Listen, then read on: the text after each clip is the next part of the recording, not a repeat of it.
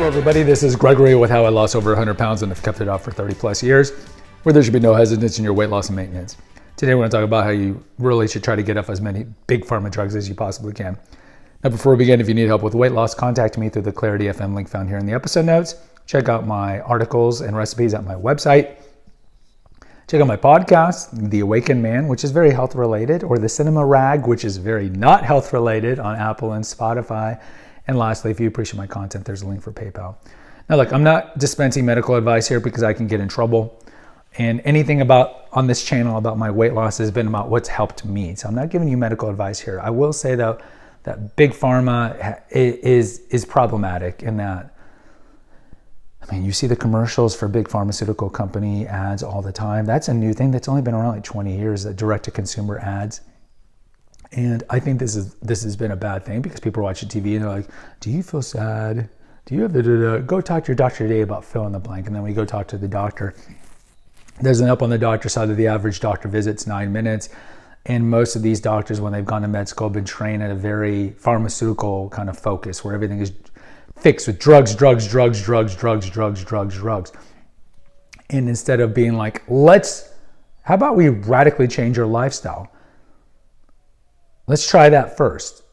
And so I would tell you, look, I'm 49. I've never taken a prescription drug. I'm not on prescription drugs right now for anything.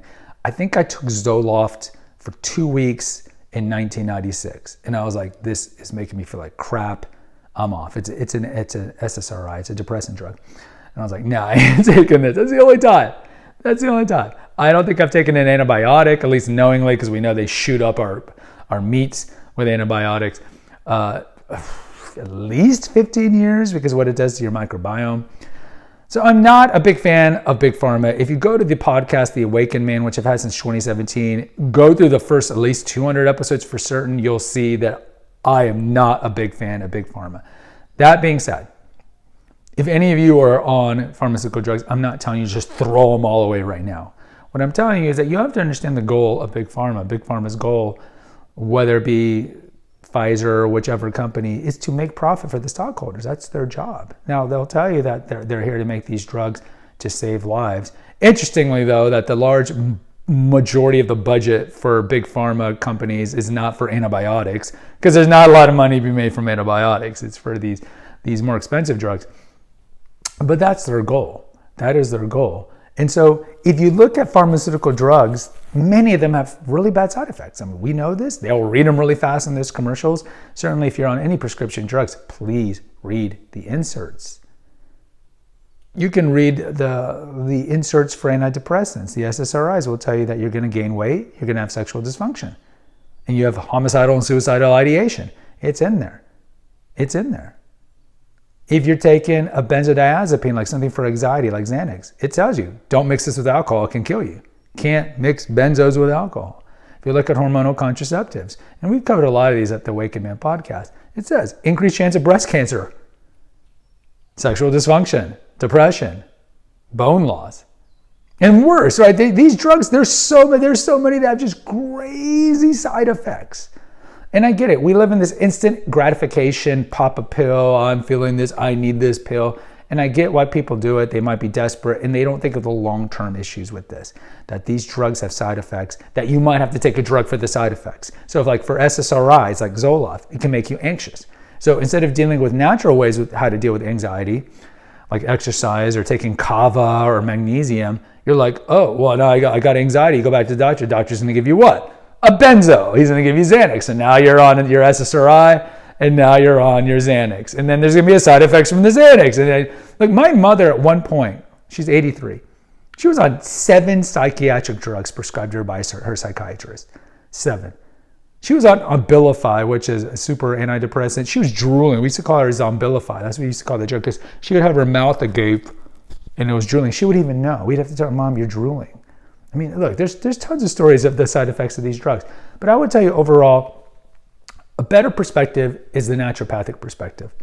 Is a lot of the things that we are taking drugs for, let's say the most common things. So that's going to be psychiatric stuff like depression, anxiety, and then high cholesterol, high blood pressure, diabetes. A lot of these can be ameliorated by the basics.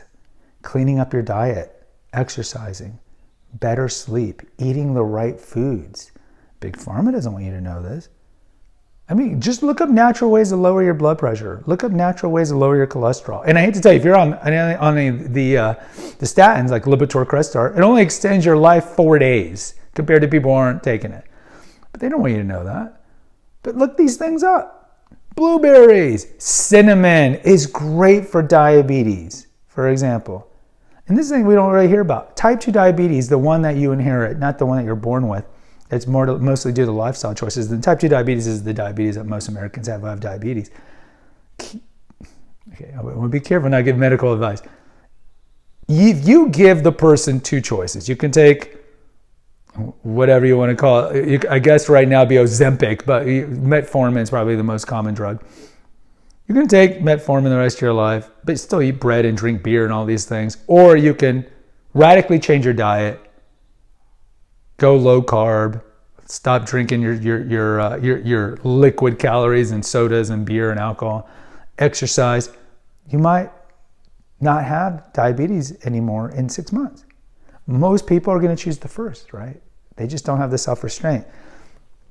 Same for depression. We know the basics. When you're depressed, mild depression, exercise, talk to people, vitamin D, sunlight, all these things can make a world of effect.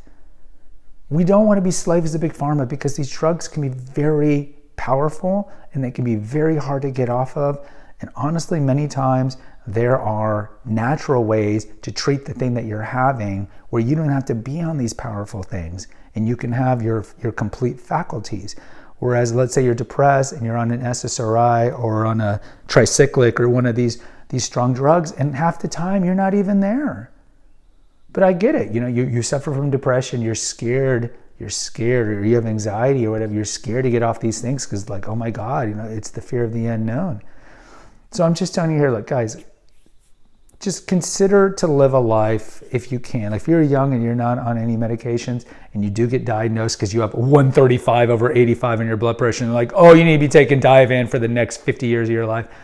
Understand that's Big Pharma's goal, right? They want you to be taking, they want you to get chronically ill with something as early as possible in your life so you can be taking their products until you die. That's what they want, right? The stockholders want that. That's what they want. So understand the goal of Big Pharma. That's what they want. So if you're young and you're not on any medications, try to stay young and not be taking a lot of medications. Find the natural thing. So if you do have 136/84, which is not hypertensive, then be like, okay, what are natural things I can do to lower blood pressure? And there's a lot of things that you can do that are relatively easy to do it, whether that or for cholesterol or any of the kind of the more chronic stuff. Obesity, of course, keeping our weight down is a humongous thing. You look at osteoarthritis, you look at pretty much anything. Keeping your weight down is going to eliminate those chances. Cancer, you want to lower your chances of cancer? We know what we need to be doing. Stop eating the sugars. If you want like a little biohack, turmeric is a great anti-inflammatory that fights against cancer. Are you getting it? Vitamin C, glutathione. I mean, these things are out there. It's just a question of don't always go to the drug as the first choice always, and do your due research. Like we just did. We did an episode of The Weight Command about low testosterone treatments. Like just do your due diligence and don't always fall for the magic pill all the time. Like we talk about here with weight loss. If there's some magic pill that tells you it's there to lose weight, don't always fall for that because half the time they're scams. So guys, just be a little incredulous and a little skeptical of Big Pharma in general. And I would tell you that probably overall, and again, I'm not giving medical advice and I don't know your specific thing, but in the long run, as a whole, the less prescription drugs that we're on, the older we get, more often than not, it is better for you and better for your weight loss because we know weight gain is a common side effect for a lot of these drugs. Guys, post in the comments. I'd love to hear from you. Until next time, take care. God bless and pray.